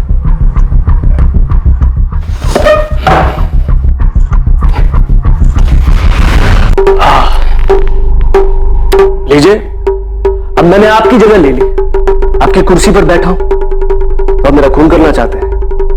नहीं ना, क्योंकि आप जानते हैं कि मेरे यहां बैठने से आपकी वैल्यू और आपकी पोजीशन में कोई फर्क ही नहीं पड़ता। ठीक उसी तरह, चाहे मुझे अच्छा लगा या नहीं लगा, सच यही था कि अदिति उस टैक्सी ड्राइवर से प्यार करती थी। मेरे जोर जबरदस्ती करने के बाद भी उसके मन में उस टैक्सी ड्राइवर के लिए जो प्यार था उसमें कोई फर्क ही नहीं पड़ता। इसलिए जगह ले ली नहीं ले ली, ये सब बकवास है। एक बार को तो तुमने सोचा होगा कि अदिति पढ़ी लिखी लड़की है, उसका और तेरा इंटेलेक्चुअल लेवल मैच करता है, और दूसरी तरफ वो टैक्सी ड्राइवर शाहिद जिसका अदिति के साथ कोई मेल नहीं था। आपको लगता है कि मैं इंटेलेक्चुअल हूं और वो टैक्सी ड्राइवर गवार है? सर, ये सिर्फ एक मुखौटा है जो जो अंदर के असली चेहरे को छुपा देता है। बात को गोल गोल घुमाने से मुद्दा नहीं बदल जाता प्रोफेसर। जो बात है सच सच बता दे, वरना इसी लॉकअप के अंदर एक एक करके तेरे चेहरे से सारे मुखौटे उतार देंगे हम। मुखौटा पहले उनका उतारिए जो खानदानी और इज्जतदार होने का दावा करते हैं, और फिर उसी शान की आड़ में अपनों की ही बलि चढ़ा देते हैं। अदिति का मर्डर उसकी फैमिली का है? नहीं, मैंने ऐसा तो नहीं कहा, लेकिन लगता है आपके मन में उनके लिए शक है, तभी सबसे पहले उनका ख्याल आया। वैसे आपको उस टैक्सी ड्राइवर की फैमिली पर भी शक होगा। अरे सोचिए ना सर, अगर मोहब्बत की दुश्मनी फैमिलीज ना होती तो ये दुख भरी प्रेम कहानियां अमर कैसे होगा?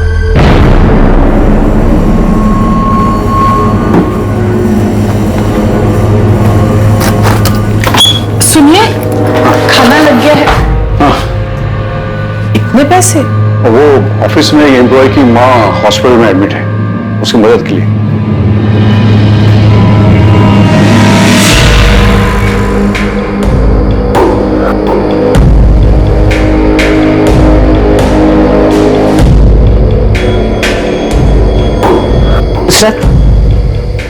भूल जाओ उसे, ये मानिए कि मेरा बेटा कभी तेरे लायक था ही नहीं।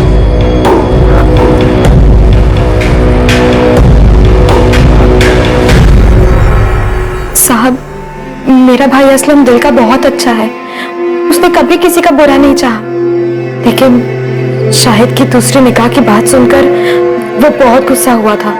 शायद इतने गुस्से में मैंने उसे पहले कभी नहीं देखा। आपा, मैं बता दे रहा हूँ, मैं उसे नहीं छोड़ूंगा। तूने मुझे फोन क्यों नहीं किया जब वो यहाँ आया था? और वो कहाँ गया, कुछ बोल के गया है? नहीं। शायद वापस से कानपुर गया होगा, वहां का पता है मेरे पास। अभी जाके मालूम करता हूँ और उसका ऐसा बुरा हाल करूंगा, उसको और उस बेगैरत लड़की दोनों को तुझे धोखा देने की ऐसी सजा दूंगा ना आपा, तू देख। असलम, ये क्या कह रहे हो तुम? तुम ऐसा कुछ नहीं करोगे। अरे छोड़ आपा। असलम, वादा करूंगी तुम शाहिद को कुछ नहीं करोगे। असलम, मैंने अपने भाई को गुस्से में आपा खोते हुए पहले भी देखा है। शाहिद पे तो वो बहुत ज्यादा गुस्सा था, यहाँ तक कि उसे सबक सिखाने के लिए वो कानपुर भी गया था। शाहिद के कॉल रिकॉर्ड्स और फोन लोकेशन स्कैन किए।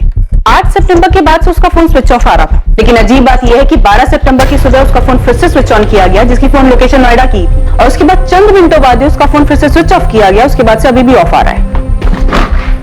अदिति का मर्डर हुआ था 11 सितंबर की रात को, तो मर्डर के बाद शाहिद का फोन क्यों ऑन हुआ होगा? तो कहीं प्रोफेसर विनीत का इशारा सही तो नहीं था? मतलब शाहिद और अदिति किसी मुसीबत में थे, शायद किसी की गिरफ्त में, जहां पर अदिति का मर्डर हुआ, और शाहिद किसी तरह से अपनी जान बचाकर भागा और उसने अपनी जान बचाने के लिए फोन ऑन किया होगा। लेकिन इसके पहले कि शाहिद कॉल करता वो पकड़ा गया, और इसकी वजह से उसका फोन अभी तक बंद आ रहा है।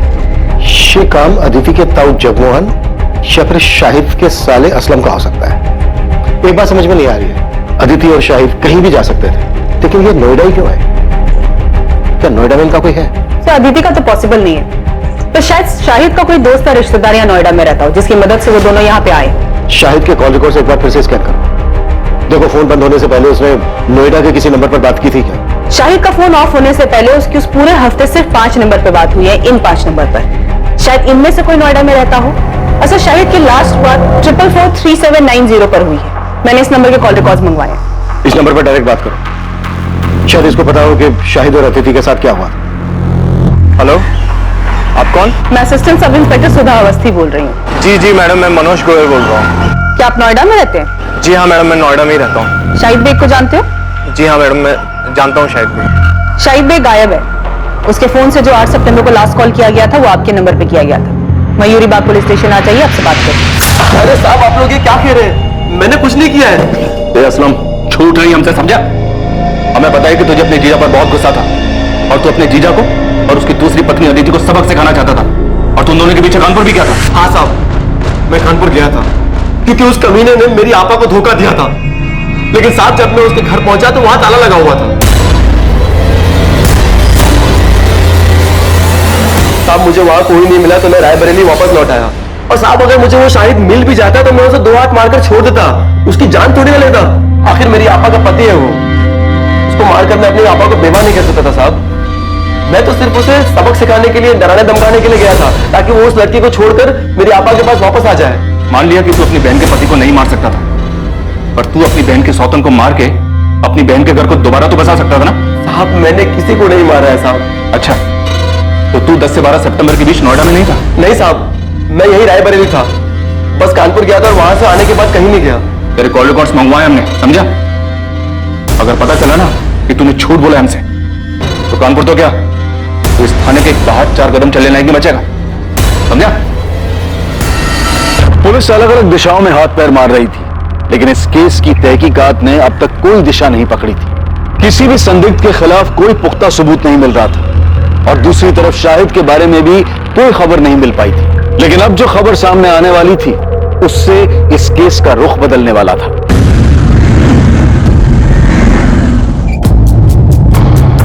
सर मैं भी रायबरेली से ही हूँ, नोएडा में पिछले 8 सालों से रह रहा हूँ। शायद मेरे बचपन का दोस्त है। क्या तुम ये भी जानते हो कि शाहिद एक लड़की के साथ भाग कर यहाँ नोएडा आया था? जी सर, जानता था, और ये भी जानता हूँ कि उस लड़की का नाम अदिति है। 12 सितंबर को हमें अदिति की डेड बॉडी। क्या डेड बॉडी? शाहिद का डर सही नहीं। शायद अदिति के साथ ऐसा नहीं कर सकता। वो दोनों एक दूसरे से बहुत प्यार करते थे, उन दोनों ने शादी भी की थी, पर उनके घर वालों ने मानने से इनकार कर दिया, तो उसने मुझे फोन किया। उसे कुछ पैसे और रहने के लिए जगह चाहिए थी। देख, अभी मेरे पास ना सिर्फ 5000 रुपए हैं, मैं तेरे अकाउंट में ट्रांसफर कर रहा हूँ। तुम दोनों टिकट कराओ और इधर नोएडा आ जाओ, बाकी इधर मिलकर सोचते हैं, ठीक है? देख, अगर तू कह रहा है ना कि अदिति के घर वाले कुछ भी कर सकते हैं, तो तेरा कानपुर छोड़ने का फैसला बिल्कुल सही है। मैं अदिति को कुछ नहीं होने दे सकता। मैं बस जल्दी से नोएडा की ट्रेन पकड़ के आ रहा हूँ। अब हमें कानपुर या रायबरेली में रहने में डर लग रहा है। सर, शाहिद मेरे पास यहाँ नोएडा आ गया था। तो 2 दिन शाहिद यहाँ नोएडा में तुम्हारे पास तुम्हारे घर पे रुका था? हाँ सर, मैंने इंतजाम किया था। वैसे मैं एक छोटा मोटा स्टेट एजेंट हूँ सर। सेक्टर 49 में एक फ्लैट मेरे पास खाली पड़ा था, उसकी चाबी मेरे पास ही थी। वो फ्लैट मुझे किराए पे चढ़ा, तो मैंने शाहिद और अदिति को वहां रहने दिया।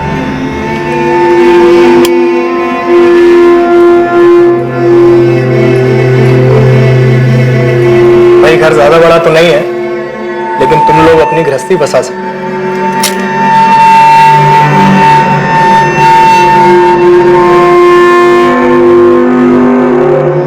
घर बड़ा नहीं, इंसान का दिल बड़ा होना चाहिए, जैसे कि आपका है। Thank you so much Manoj भैया। ये बात शायद 8 सितंबर की हुई। वो दोनों बहुत खुश थे। मैं चाबी देके वहां से निकल गया और शाहिद ने मुझे बताया था कि वो अपना फोन ऑफ रखेगा, तो मेरी इस बीच उससे कोई बात नहीं। 2 दिन बाद 10 तारीख को जब मुझे वक्त मिला तो मैं उनका हाल चाल लेने के लिए वहां पहुंचा।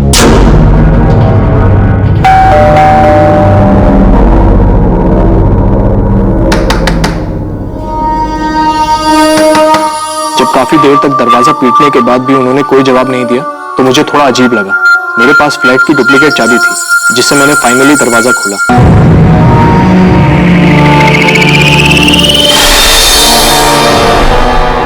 लेकिन अंदर का नजारा देखकर मैं हैरान रह गया। पूरा घर बिखरा पड़ा था। शाहिद,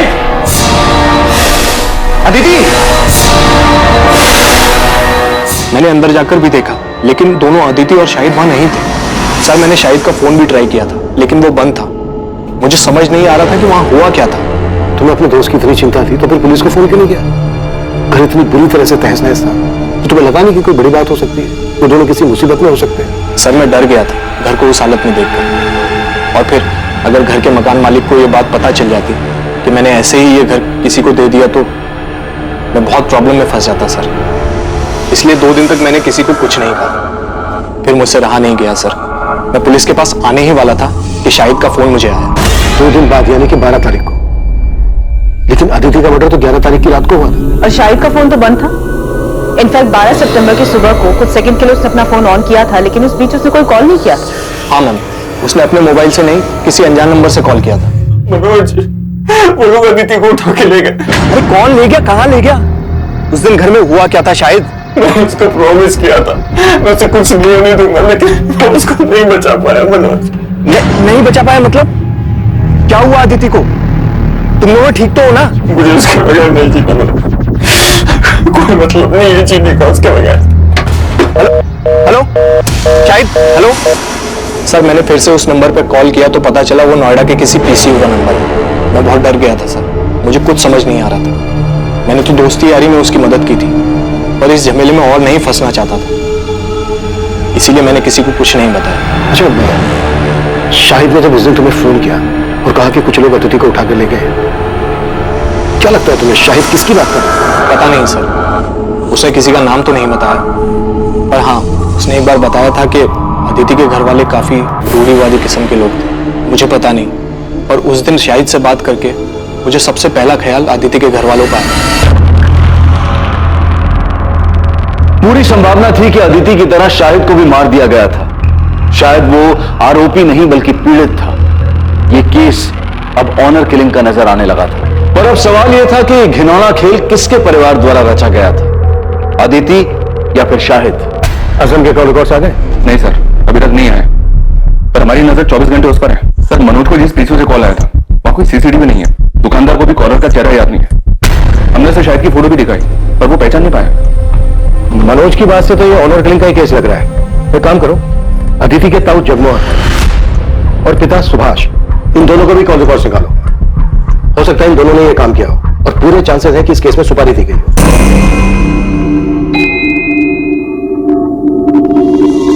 कहीं जा रही हो?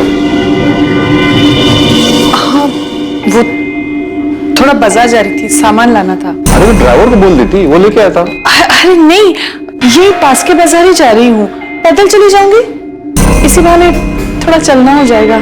चलती हूँ।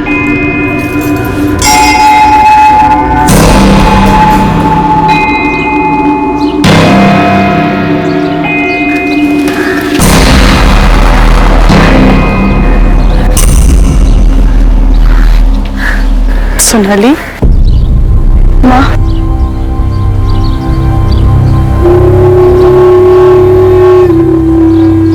सोनाली, तुझे ये जगह याद है? तुझे और अदिति को ये जगह बहुत पसंद थी। तू तो दूसरे बच्चों के साथ खेलती थी, लेकिन अदिति चुपचाप एक जगह बैठकर किताब पढ़ा करती थी। मैंने जो किया उसके लिए अब तक नाराज हो आप लोग से, या आप पापा से डरती हैं कि उन्हें पता चल गया तो बवाल मचा देंगे? सोनाली, ये सब इतना आसान नहीं है। हम जिस समाज में रहते हैं, बस इसी समाज की वजह से आज तुम्हारी दोनों बेटियां तुमसे अलग हैं, और पापा की रूढ़िवादी सोच की वजह से ना आज अपनी एक बेटी को हमेशा हमेशा के लिए खो चुकी हैं आप। घर में अगर कम से कम आप ही अदिति को समझने की कोशिश की होती ना, तो इस तरह घर से भागी नहीं होती। शायद उसके अकेलेपन का सहारा इसीलिए बन पाया क्योंकि हम लोग, उसका परिवार उसको समझ ही नहीं पाए, और इन्हीं सभी बंदिशों की वजह से उसने ये बगावत की थी। लेकिन इस बगावत का क्या फायदा? आखिर सजा तो उसे ही भुगतनी पड़ी ना। इसका मतलब अदिति की मौत उसकी बगावत की सजा थी? माँ, मुझे सच सच बता, क्या अदिति को मरवाने में पापा का हाथ था? मुझे नहीं पता सोनाली, और सच पूछो तो मैं जानना भी नहीं चाहती। इसका क्या मतलब है माँ? आप कुछ जानती हैं? अदिति की मौत के बारे में आप कुछ जानती हैं?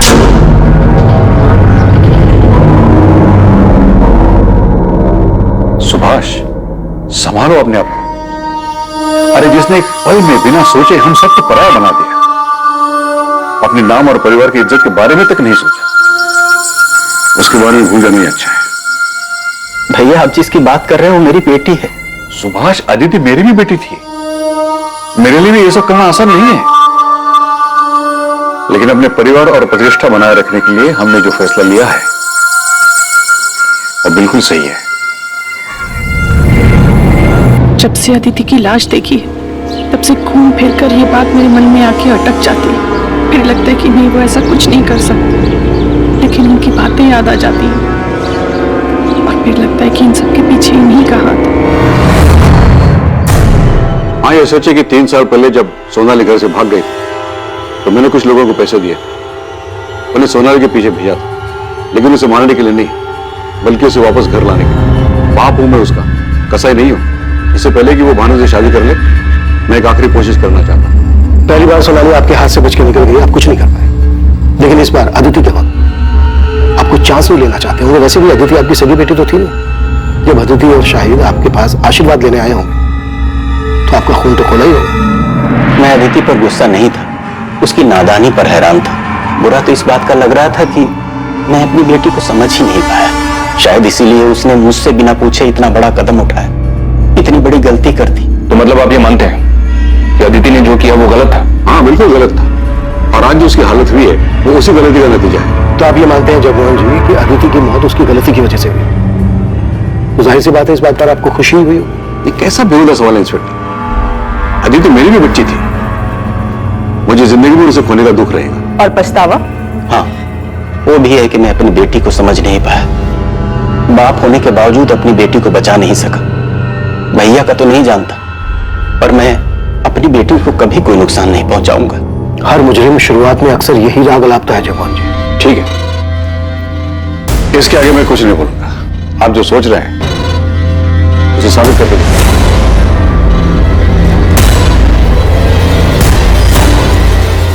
पॉसिबल है अदिति के ताऊ जगमोहन ने ही अदिति और शाहिद दोनों की सुपारी दी। बड़े लोग हैं सर, इतना तो पक्का है कि खुद के हाथ गंदे नहीं किए होंगे। जिसे सोनाली के वक्त गुंडे भेजे थे, शायद इस बार भी किसी को सुपारी दी हो। कभी नेटवर्क को एक्टिव करते हैं, नोएडा और कानपुर, इन दोनों जगह के हिस्ट्री शीटर्स को स्कैन करने के लिए बोलते हैं। अगर इन दोनों में से किसी भी जगह से सुपारी निकली होगी तो पता चल जाएगा।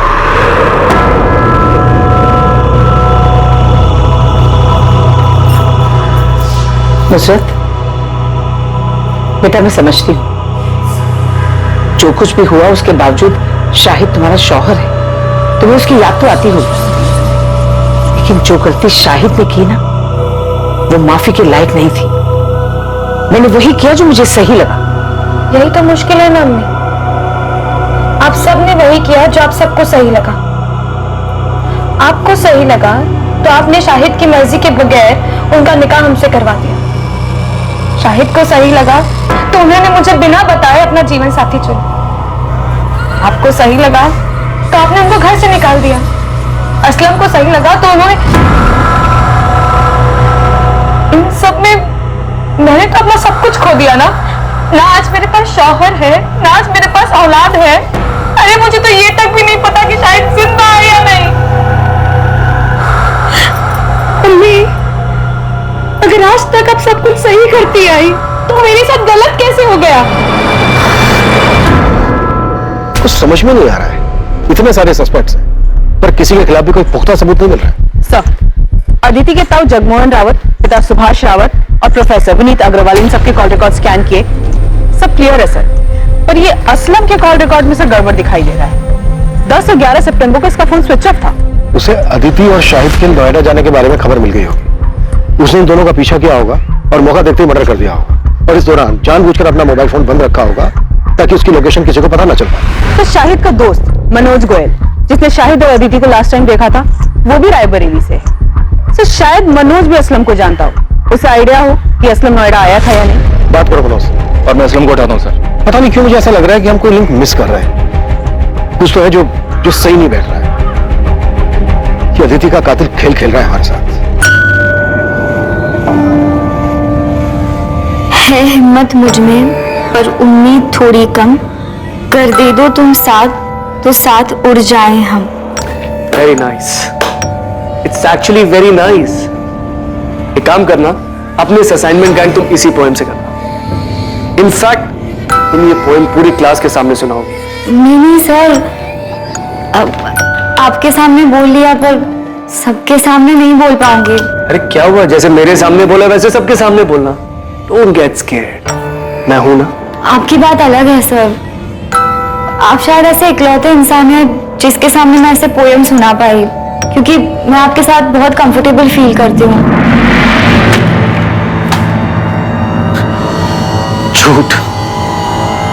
झूठ बोला था तुमने। मैं इकलौता नहीं था, कोई और भी था।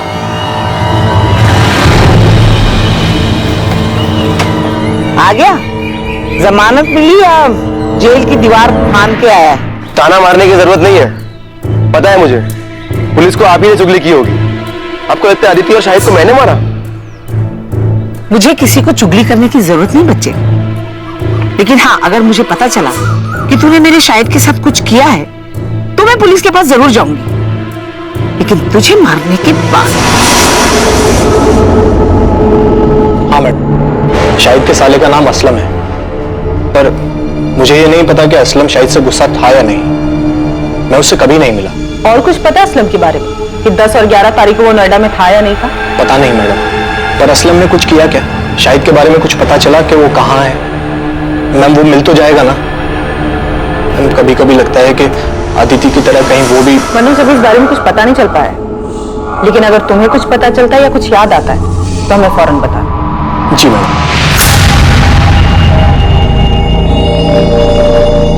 ये क्या तमाशा लगा रखा है आप लोगों ने? जब देखो उठा ले आते हैं। सब समझता हूं मैं, आप लोग को कोई मिल नहीं रहा है इसलिए बार बार मुझे बलि का बकरा बना रहे हैं। गरीब आदमी इसलिए मेरा फायदा उठा। देख असलम, ये नौटंकी ना नेताओं के लिए छोड़ते।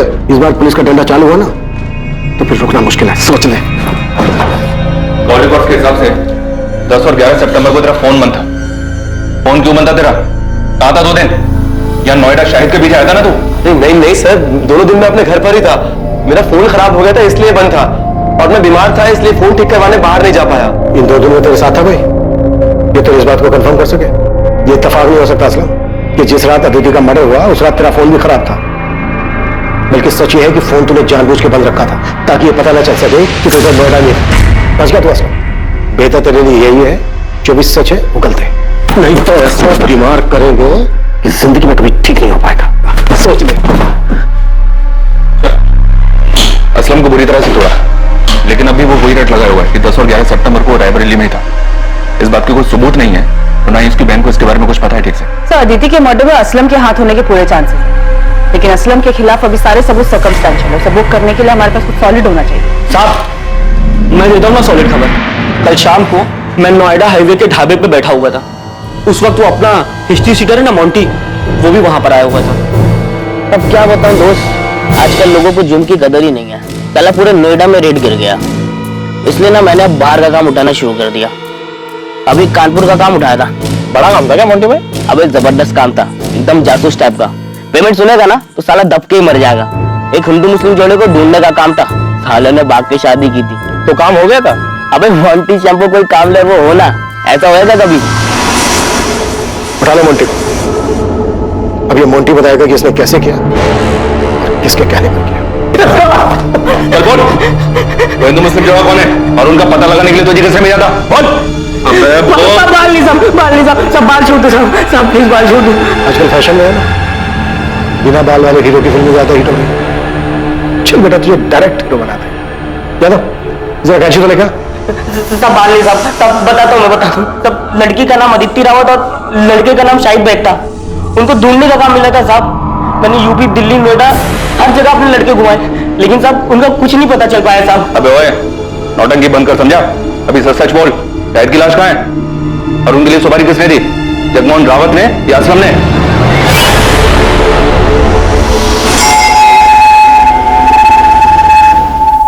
देखिए बात को घुमाइए मत, सीधे सीधे बोलिए कि आपको लगता है मैंने अदिति को मारा है और आप मुझे गिरफ्तार करने आए। हम आपको नहीं, आपके भाई को गिरफ्तार करने आए।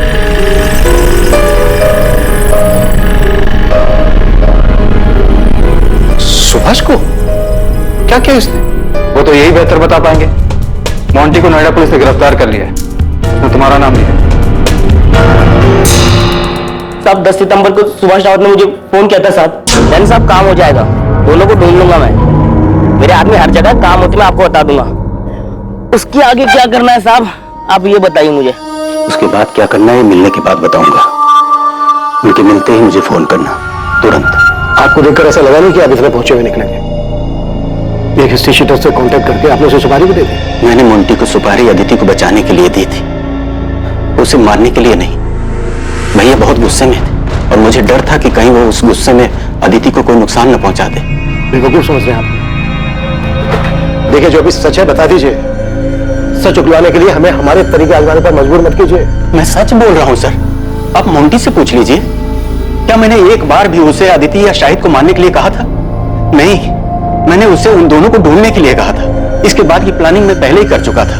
मैं उन्हें सबसे छुपाकर चेन्नई भेजने वाला था, अपने दोस्त वेंकटेश मूर्ति के पास। वो मेरा कॉलेज का फ्रेंड है और मैं उसे अच्छी तरह से जानता हूं, मुझे उस पर भरोसा था, इसलिए मैंने सारी बातें उसे पहले ही बता दी थी।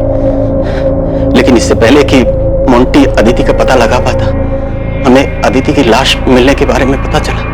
अगर आपको फिर भी यकीन नहीं है तो आप वेंकटेश से पूछ लीजिए, उसका नंबर है मेरे पास। अदिति का मर्डर 11 तारीख को और 12 तारीख को शाहिद ने अपने दोस्त को फोन किया था कि कुछ लोग अदिति को उठाकर ले गए। वो लोग अदिति को उठा के ले गए। आपको क्या लगता है शाहिद का दोस्त आपके भाई जगमोहन की बात कर रहा था? मुझे अंदाजा ही नहीं था कि मेरा अपना भाई मेरे बारे में इतनी घटिया सोच रखता है। ज्योति, तुम्हें भी ऐसा ही लगता है? ओह, तो आज मेरे समझ में आया कि मेरा परिवार मेरे बारे में क्या जानता है, क्या समझता है। क्योंकि आपने कभी किसी को समझने का मौका ही नहीं दिया ना। मैंने हर फैसले में तू मेरे साथ खड़ा था। मैंने कभी कोई फैसला अकेले में नहीं लिया है। हम लोग भाई है सुभाष, हमारी परवरिश, हमारी सोच एक सी है। अदिति के देर से घर आने से लेकर उसके जीन्स पहनने, लड़कों के साथ बात करने, पढ़ाई के लिए बाहर जाने तक तुझे भी हर बात खटेती थी जितनी कि मुझे। और अगर ऐसा नहीं था तो तूने मुझे टोका क्यों नहीं? क्योंकि तू भी वही चाहता था। फर्क सिर्फ इतना है कि तूने हर बार बंदूक मेरे कंधे पर रखकर चलाई। अदिति और शाहिद की शादी से तुझे भी उतना ही बुरा लगा था जितना कि मुझे। क्या पता तूने मोंटी को उन्हें बचाने के लिए भेजा था या मारने के लिए। आप कह रहे हो कि मैं खुद अपनी बेटी को मरवाऊंगा? अच्छा, अपनी बेटी? आज जब तेरी अपनी बेटी की बात आई तो तूने बिना सोचे समझे मुझ पर उंगली उठा दी। सुभाष, एक ही सिक्के के दो पहलू है हम। फर्क सिर्फ इतना है कि हमारे चेहरे अलग अलग हैं। तूने मुखौटा पहन रखा है और मेरा शक सबके सामने। जब शक दिलों में घर कर जाता है तो रिश्तों में भी दरारें पड़ने लगती हैं। और यहां भी ऐसा ही हो रहा था। सभी एक दूसरे पर शक कर रहे थे, आरोप लगा रहे थे, लेकिन दावे के साथ किसी के पास भी कहने के लिए कुछ नहीं। आखिरकार पुलिस को एक ठोस सुराग मिलने वाला था। कातिल के चेहरे पर से मुखौटा उतरने वाला था।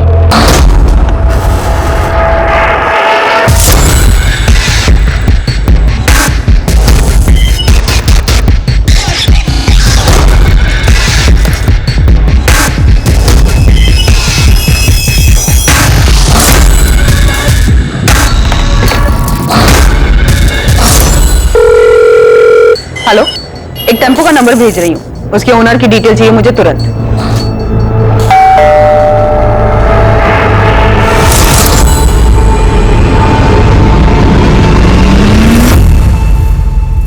मैं जानता हूं तुम्हारी मां तुमसे छुप कर मिलती है। तुम्हारे लिए अच्छा ही होगा तुम हमारे परिवार से दूर रहो और ये बात दोबारा मुझे दोहरानी न पड़े। छूट क्या रहा है हमसे? असलम भी कुछ नहीं बोल रहा है, उसके खिलाफ भी कुछ नहीं मिल रहा है, बाकी सबके कॉल रिकॉर्ड्स भी क्लीन है। चोरी किए गए गहनों के बारे में भी अभी तक कोई इंफॉर्मेशन नहीं मिली है। तकरीबन 15 लाख के थे। पक्का कातिल के पास ही होंगे, क्योंकि अगर उसने गहने बेचने की कोशिश की होती तो नोएडा, कानपुर या रायबरेली के किसी ज्वेलरी शॉप से ऐसी कोई खबर सामने आ ही जाती। 12 सितंबर की सुबह 2:54 पे ये टेम्पो चिवारी गांव की तरफ मुड़ा था। उस रात भर में ये अकेला व्हीकल है जो 1 बजे के बाद उस रास्ते से गुजरा था। तो मुझे पूरा यकीन है अदिति को इसी टेम्पो में ले जाया गया होगा। और सबसे बड़ी बात, इस टेम्पो के ड्राइवर ने बताया कि उसके मालिक ने अचानक से उस रात फोन करके ये टेम्पो मंगवाया था। इसका मालिक का नाम?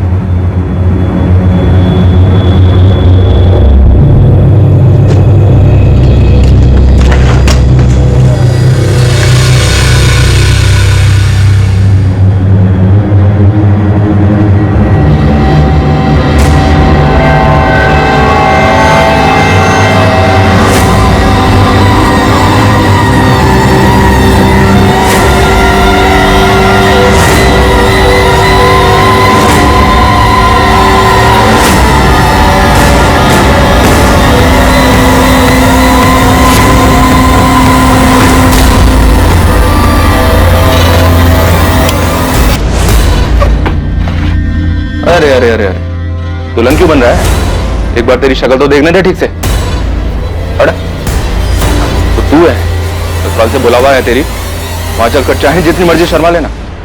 चलो सर, ये अदिति की ज्वेलरी लग रही है। साहब मैंने कुछ नहीं किया साहब। अबे चुप, वो टेम्पो मिल गया हमें जिसमें तू अदिति की लाश को लेकर गया था जंगल में। अभी सीधी तरह से ये बोल, शाहिद की लाश को कहां ठिकाने लगाया तूने? रुक, कौन है तू? वैसे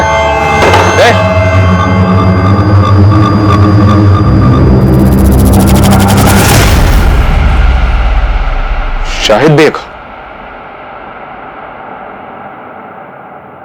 ये जब से आया तब से इसने मुझे एक बार भी गहने छूने तक नहीं दिए।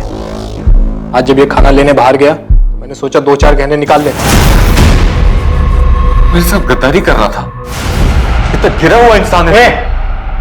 बंद करिए नौटंकी। तो ये कैसी प्रेम कहानी है जिसमें लैला मर गई और मजनू अभी तक जिंदा है? और उसके गहने दबाकर बैठा है। ऐसा मत कहिए सब, सच्चा प्यार कर रहे थे हम दोनों, निकाह भी किया था हमने, सबकी सहमति से नया घर बसाना चाहते थे, लेकिन ऐसा हुआ नहीं तो तुम अदिति को लेकर यहाँ नोएडा मनोज के घर ले आए। और सर हम इसके दिए हुए घर में खुश थे।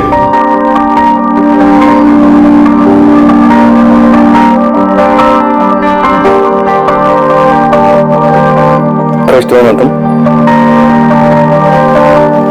मैं बहुत खुश हूँ, हम दोनों साथ हैं, यही काफी है। क्या बन रहा है भाई खाने में? मैं बस रोटियां बना रही हूँ, आप दोनों खाने बैठ जाइए। खुश तो हो ना तुम दोनों यहाँ? हाँ यार, तेरी वजह से कम हम दोनों के सर के ऊपर छत तो है, वरना पता नहीं हम दोनों कहाँ कहाँ भटकते रहते हैं। मैं प्लेट लगाता हूँ।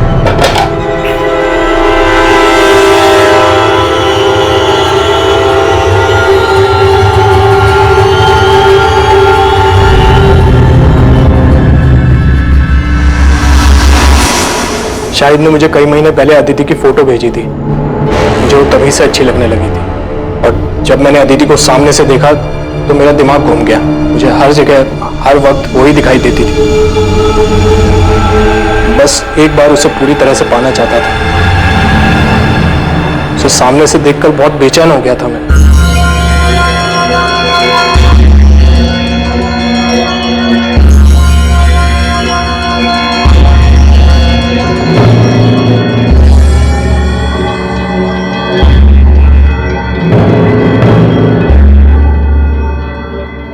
मनोज भैया, शाहिद बस 5 मिनट में नहाकर आएगा, तब तक आप चाय पीजिए।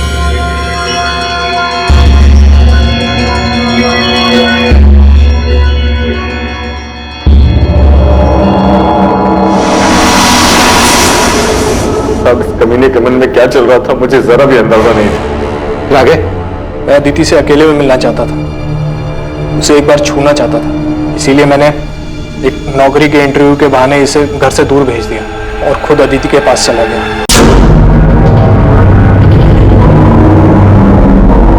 हो गया अदिति? हाँ, बस 2 मिनट।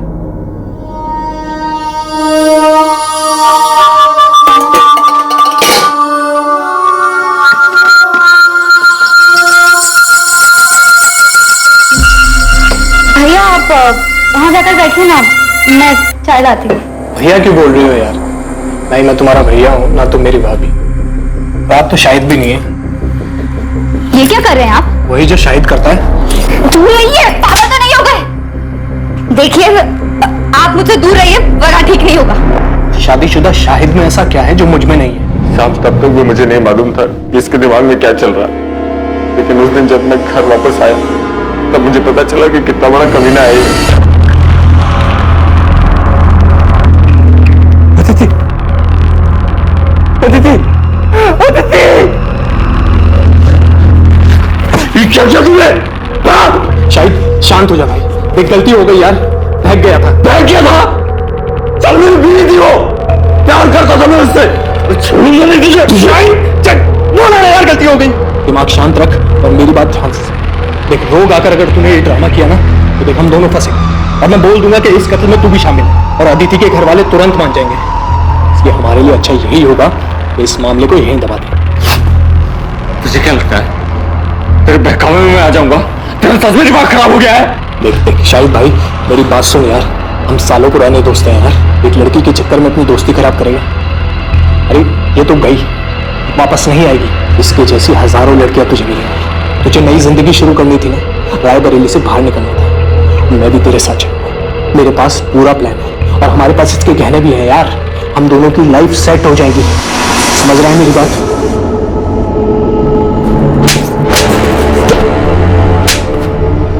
जिस लड़की ने तेरे लिए अपना घर छोड़ा, परिवार छोड़ा, ऐशो आराम छोड़ा, कुछ नहीं देखा तेरे सामने, उस लड़की की मौत से तू 5 मिनट में उम्र ये प्यार था तेरा अदिति के लिए? क्या करता साहब, आप ही बताइए। अदिति तो मर गई थी, वापस नहीं आने वाली, इसलिए मनोज जैसा कहता रहा मैं वो करता रहा।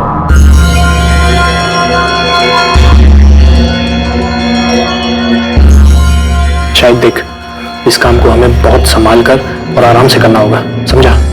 इसकी लाश को ना इसमें डालकर ले जाएंगे, लेकिन अभी नहीं, देर रात को मैं टेम्पो का जुगाड़ करता हूँ। मेरी दुकान में एक आदमी काम करता है जिसके पास पुराना टेम्पो है। अदिति की लाश को ठिकाने लगाने के बाद तू अपना फोन ऑफ कर देना और फिर 2 दिन बाद अपना फोन ऑन करना, सिर्फ कुछ सेकंड के लिए। और फिर अदिति की लाश को हम जंगल में फेंककर घर वापस आ गए। साले तू अदिति से प्यार करता था, 5 मिनट में उसके कातिल के प्लान में शामिल हो गया ताकि तू अदिति के पैसों से एक सुकून भरी जिंदगी शुरू कर सके। मैं इसके बहकावे में आ गया था। मैं सच कह रहा हूँ, उसकी मौत का मुझे अभी भी बहुत अफसोस है। मैंने अपनी पूरी जिंदगी में तेरे जैसा स्वार्थी आदमी नहीं देखा। क्या नहीं था तेरे पास? हाँ? क्या नहीं था तेरे पास? एक समझदार बीवी थी, बेहद प्यार करने वाली अदिति थी, लेकिन सच ये है कि तू इनमें से किसी के लायक नहीं था।